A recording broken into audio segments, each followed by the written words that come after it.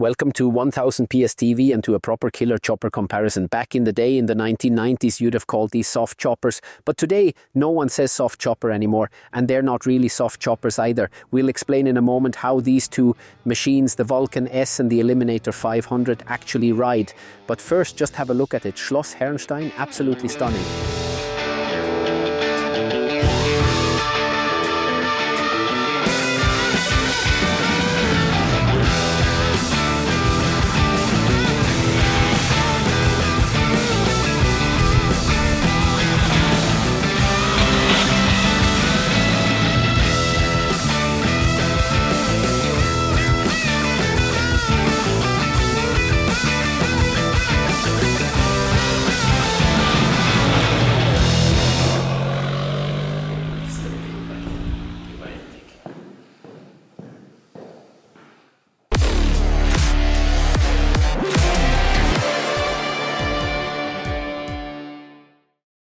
So, Schloss Hernstein really was a dream location from Kawasaki, Austria. Incredibly charming and beautifully chosen. It was genuinely impressive. We even found a tiny dock, and Dina ended up rescuing it. But that's not the point here. The point is soft choppers in the 1990s. And why the 1990s? Well, back then there was actually such a thing as a proper soft chopper.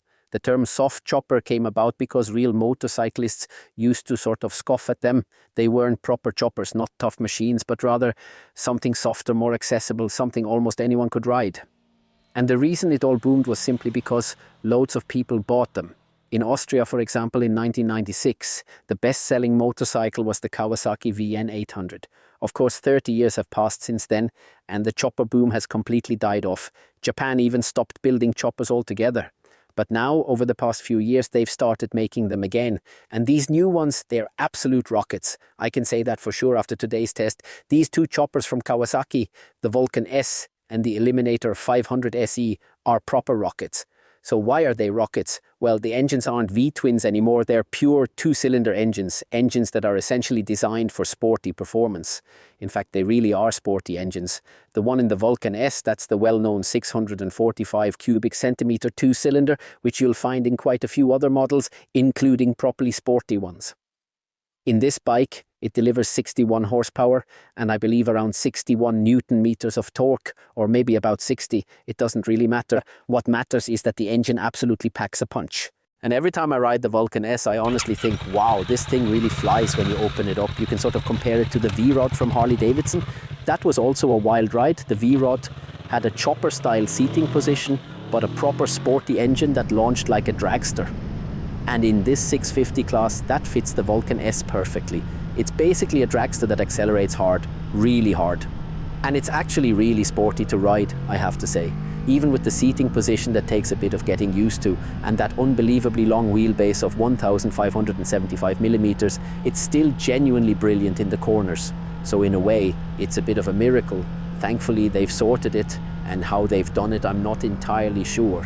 But the thing is, it's not just that it charges forward with purpose, it's also genuinely brilliant in the corners. And that's actually a key difference compared to those soft choppers from the 1990s, which, let's be honest, you basically had to wrestle around the bends. And when it came to sporty performance, no one could have seriously claimed they had any, unless they had absolutely no idea what they were talking about.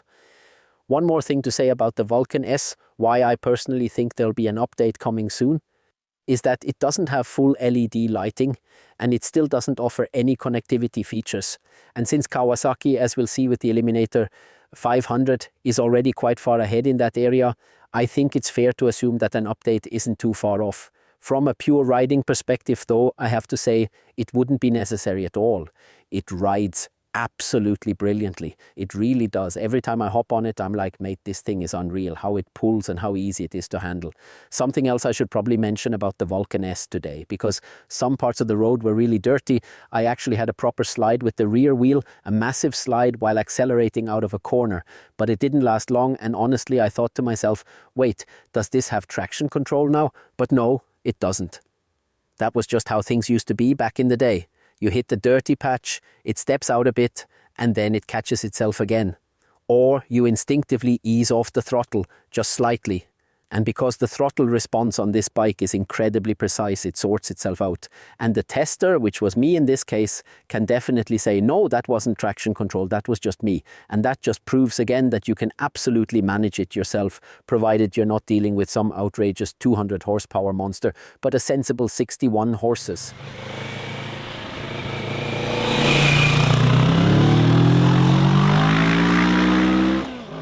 Alright, so that's enough about the Vulcan S for now. Like I said, it's already well established, it's totally refined, and loads of people are already familiar with it. The Eliminator 500, on the other hand, I think that only came out last year, and in terms of engine performance, it's technically weaker, but to be honest, it's even sportier to ride than the Vulcan S. And yeah, I've got to say, I rode the Vulcan S first, and I thought, alright, this Eliminator 500 is going to be completely outclassed, but that wasn't the case, not at all, because the 451 cubic centimeter engine with its A2-friendly 45 horsepower, I already knew that one well, from the Z500 for example, and I knew it was an incredibly rev-happy engine. It's super manageable across the whole rev range, incredibly responsive on the throttle, and delivers power in a really lively, punchy way, so it's fantastic. And paired with the relatively light weight of 177 kilograms fully fueled, I was honestly amazed at how well it went, and not just good for an A2 license kind of performance. No, this really performed well. Sure, the route we were on wasn't exactly a high-speed track, but it did have some serious tight corners, a few long and fairly quick uphill bends too, and at no point did I feel like I was lacking engine power. I thought it was absolutely brilliant, and what really worked in my favor was the seating position. It's most comparable to those old Sportster-style bikes from Harley-Davidson. You're sitting with quite a neutral 90-degree knee angle, let's put it that way, so you're super relaxed on the bike. Your feet aren't pushed far forward like on the Vulcan S. Quick side note, on the Vulcan S, you do have the ErgoFit package, which they've done a fantastic job with. It lets you tailor the bike's ergonomics to your own body. You can move the foot pegs 5 centimeters forwards or backwards, the handlebars can be rotated to be closer or further from you, and there are several seat options as well, so you really can find a setup that suits you. However, a sporty active riding position like the one on the Eliminator, you're just not going to get that on the Vulcan S.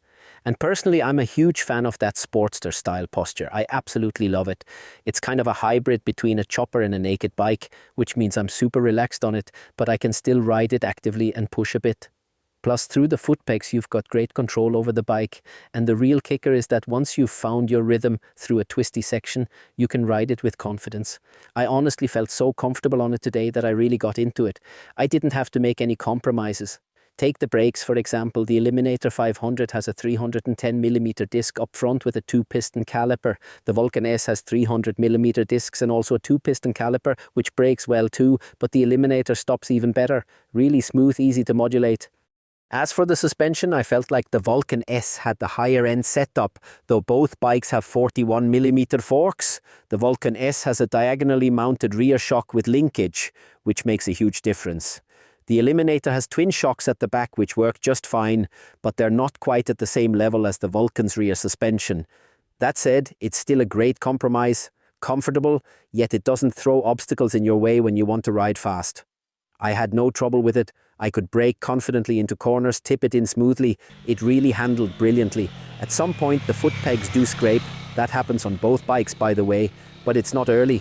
So if anyone says otherwise, they probably need to be on a Ninja 10 or something for more lean angle. But for a normal road bike, I'd say the ground clearance is totally fine. The suspension can definitely take a bit of a beating, and the thing that impressed me most, without a doubt, was the engine. That incredible liveliness. And in that sense, the name Eliminator really fits. I mean, Eliminator sounds pretty aggressive and brutal, and you might think an A2 bike with 45 horsepower being called the Eliminator, that's a bit bold. But the way it rode and delivered, yeah, absolutely justified.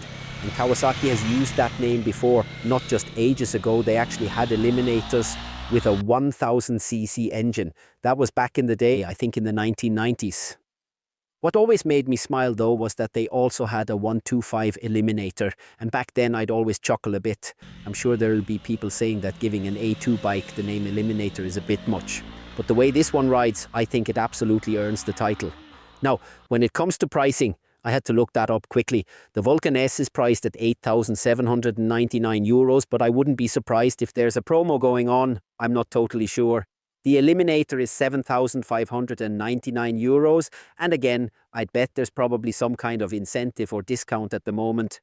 Best thing to do is check in with your local Kawasaki dealer. The prices I mentioned are the full list prices, and I believe there's currently a promotion, at least in Austria. I can't speak for Germany.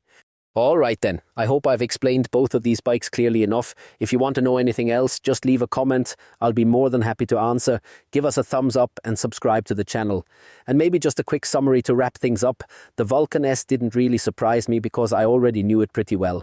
If I had to sum it up in just a few words, I'd say it's simply a rocket, a proper dragster rocket that works sensationally well. And in this category, in this class, I honestly don't know if there's any other chopper out there that can keep up. I don't think so. I reckon it's clearly leading the pack. As for the Eliminator 500, they've absolutely nailed it. I'd call it a performance package, and in my opinion, it's more of a mix between a soft chopper and a naked bike. Right, thank you so much for watching. I'm going to head back into this incredible Schloss Hernstein one more time because honestly, I can't get over how stunning it is inside. It's unreal. These are the kinds of places where you realize, yeah, back in the day, they really did build some jaw-dropping stuff. But when it comes to bikes, what they're building now, honestly, they've never been better. Cheers, take care. See you soon.